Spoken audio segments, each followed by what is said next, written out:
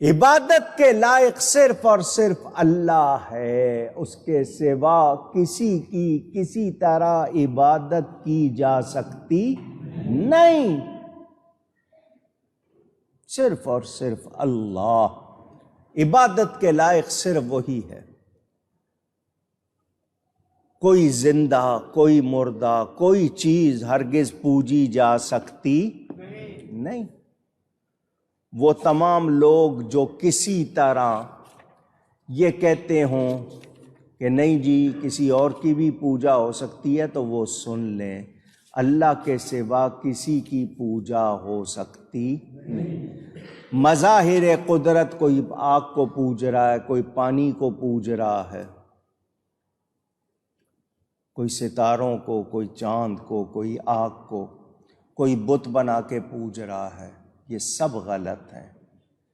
کسی نبی ولی کی بھی پوجا ہو سکتی، عبادت، ورشپ، ورتھی آف ورشپس اونلی اللہ، اللہ کے سوا کوئی عبادت کے لائق۔ ہم کلمہ پڑھتے ہیں لا الہ، ٹھہریں اتنا کلمہ، صرف ترجمہ اس کا یہ کوئی عبادت کے لائق نہیں، صرف اتنا یہ کلمہ کفر ہے، صرف اتنا کہنا لا الہ کوئی عبادت کے لائق نہیں، اتنا کہنا یہ کلمہ کفر۔ آگے کہیں گے الا اللہ، اب یہ کلمہ اسلام ہو گیا، مگر اللہ، معنی کیا ہوا؟ اللہ کے سوا کوئی عبادت کے لائق نہیں۔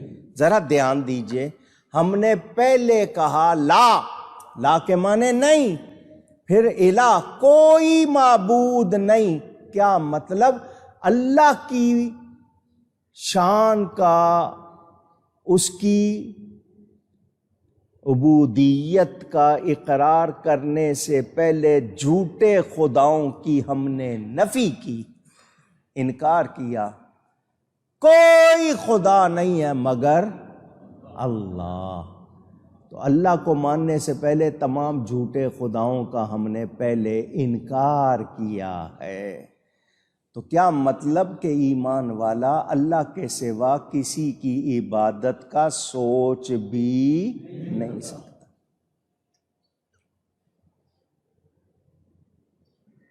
مخاطب اللہ تعالیٰ کی طرف سے نبی، پیغام امت کو ہے، اللہ کے سوا کسی کی عبادت ہو سکتی نہیں۔ جانور حضور کو سجدہ کرتے تھے، بکریوں نے، اونٹوں نے نبی پاک کو سجدہ کیا، نبی پاک کو سجدہ کیا، زور سے کہے، صحابہ نے دیکھا، عرض کی حضور ہم زیادہ حق رکھتے ہیں، یہ جانور آپ کو سجدہ کر رہے ہیں، ہم زیادہ حق رکھتے ہیں۔ فرمایا تمہارے لیے اللہ کے سوا کسی کو سجدہ جائز نہیں۔ سجدہ دو طرح کا ہوتا ہے، ایک عبادت کا سجدہ، ایک تعظیم کا سجدہ۔ حضرت آدم علیہ السلام کو فرشتوں نے سجدہ کیا، تعظیم کا تھا۔ یوسف علیہ السلام کو ان کے بھائیوں نے سجدہ کیا، وہ سجدہ تعظیم کا تھا۔ پہلی شریعتوں میں جائز تھا، اسلام میں جائز نہیں۔ خواہ تعظیم کا ہو، عبادت کا ہو، دونوں سجدے جائز نہیں۔ تعظیم کا سجدہ کسی کو کریں گے حرام ہے، گناہ ہے۔ عبادت کا سجدہ کسی اور کو کریں گے اللہ کے سوا، وہ شرک ہوگا۔ دونوں کی گنجائش نہیں۔ لیکن صحابہ نے سجدے کے لائق سمجھا نا، کہا نا، سجدے کے لائق سمجھا، مگر اجازت نہیں ملی۔ ہاتھ پاؤں چومنے کی اجازت مل گئی، سجدے کی اجازت نہیں ملی۔ دل نے چاہا، انہوں نے چاہا، فرما دیا اللہ کے سوا کسی کو سجدہ جائز ہوتا تو میں بیوی کے لیے کہتا کہ وہ اپنے شوہر کو سجدہ کرے، لیکن اللہ کے سوا کسی کو سجدہ نہیں ہے۔ اب غور کریں، بیوی کے لیے ہوتا کہ وہ شوہر کو سجدہ کرے کہ بیوی کے لیے شوہر کتنا اہم، کتنے درجے والا ہے، تو شوہر کا درجہ تو شمار ہو سکتا ہے، نبی کی شان معلوم ہو سکتی ہے؟ سوچیں، غور کریں۔ اسی لیے اعلیٰ حضرت نے کتنی پیاری بات کی، فرماتے ہیں پیش نظر وہ نوبہار، سجدے کو دل ہے بے قرار۔ پیش نظر وہ نوبہار، سجدے کو دل ہے بے قرار۔ روکیے سر کو روکیے، ہاں یہی امتحان ہے۔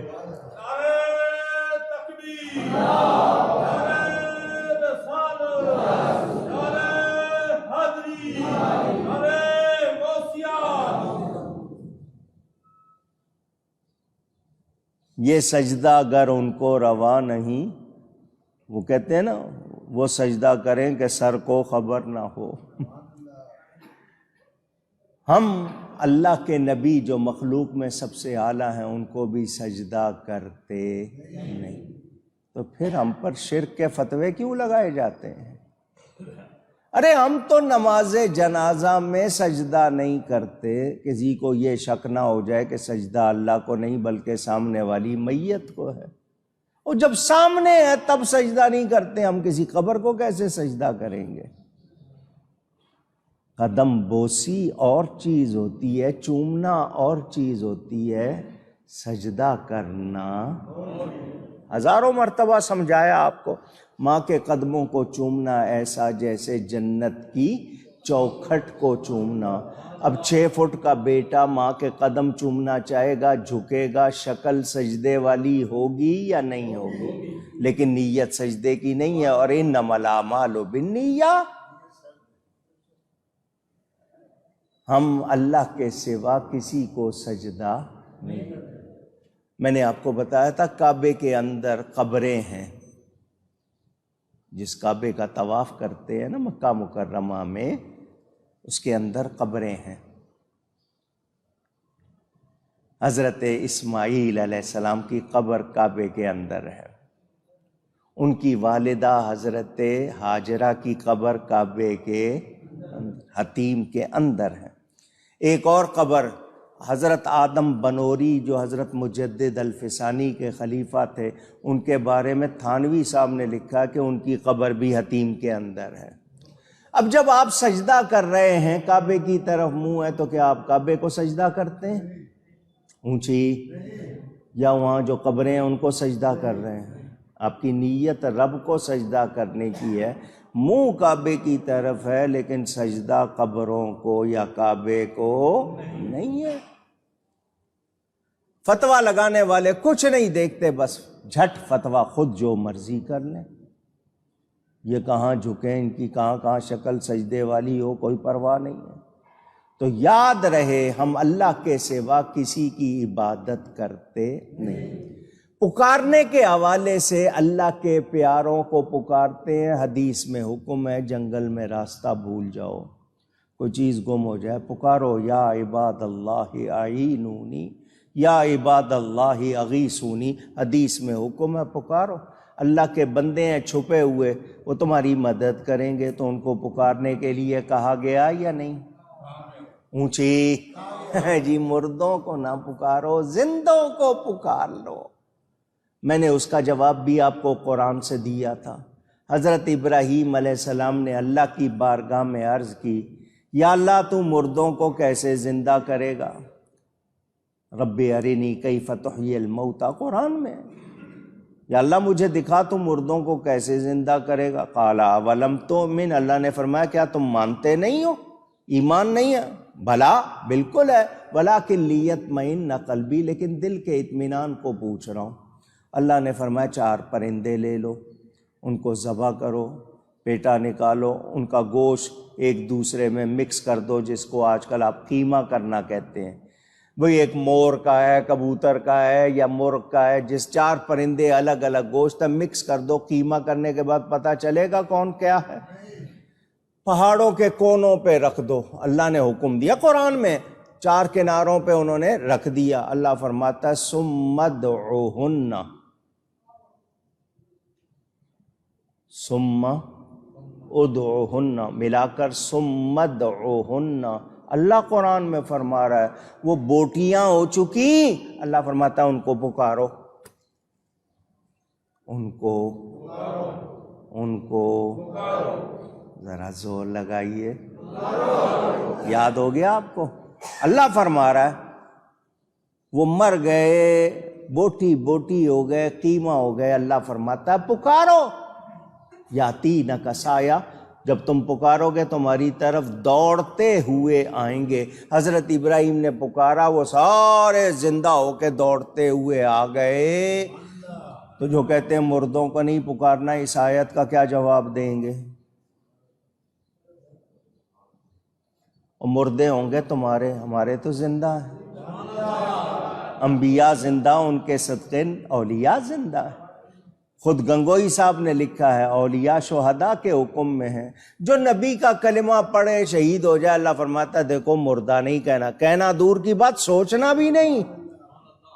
حالانکہ وہ دفن ہو گئے، ان کی بیویوں نے عدت کے بعد نکاح کر لیے، اللہ فرماتا ہے مردہ نہیں کہنا، سوچنا بھی نہیں۔ تو جس کا کلمہ پڑھنے والوں کی یہ شان، خود اس نبی کی شان کتنی ہوگی؟ اللہ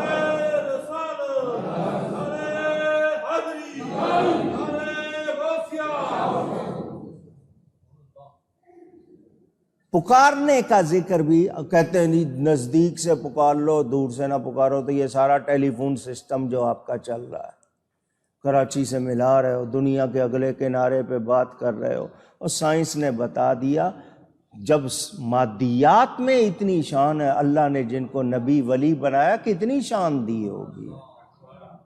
سائنس نے بتایا انسان کے منہ سے آواز نکلتی ہے، فضا میں موجود ہو جاتی ہے، اس کو کیچ کیا جا سکتا ہے، یہ سائنس نے نکالا۔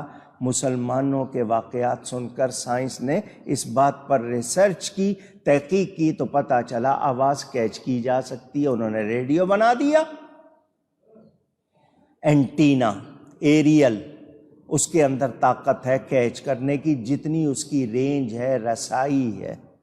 اب چھوٹا سا ریڈیو لیتے تھے، بیٹری سیل ڈالتے تھے، یہاں بیٹھے بیٹھے برطانیہ سن رہے ہیں، امریکہ سن رہے ہیں، جرمنی سن رہے ہیں، سنتے تھے یا نہیں؟ آواز کیچ ہوتی ہے، پہنچائی جاتی ہے۔